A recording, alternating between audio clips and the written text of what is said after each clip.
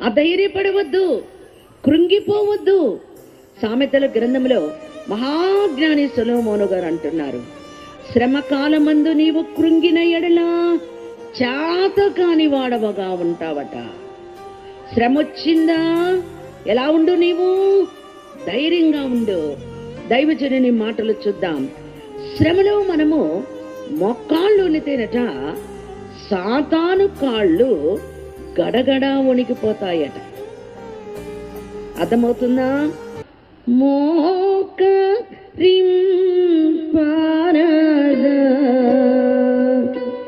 మన దేవుని ఎదుట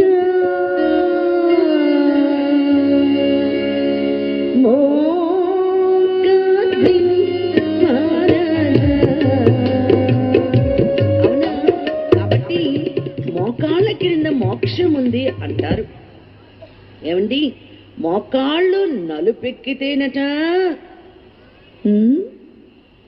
చెప్పండి, మోకాళ్ళు నలుపెక్కితేనట ముఖం తెలిపెక్కిపోద్ది. ఇంకే బ్యూటీ పార్లర్ వద్దు మనకు.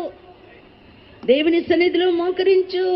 నువ్వు తెల్లగుండాలా, అమ్మగారి కంటే తెల్లగుండాలా, లేకపోతే మీ దగ్గరున్న తెల్లటోళ్ళ కంటే తెల్లగుండాలంటే మోకరించు. అప్పుడు దేవుడు నీకు రంగులు అద్దుతాడు అని. సూర్యుండు పువ్వులకెంతో సొగసైన రంగులంద సూర్యుండై నన్నయేచు శుభగుణములందన్. ఆ శుభగుణాలే మనకు గొప్ప ఆనందం. ప్రియులరా, మరి ఒక మాట దైవజన్ని మనము చూస్తే, శ్రమకు బహుమానము మహిమ.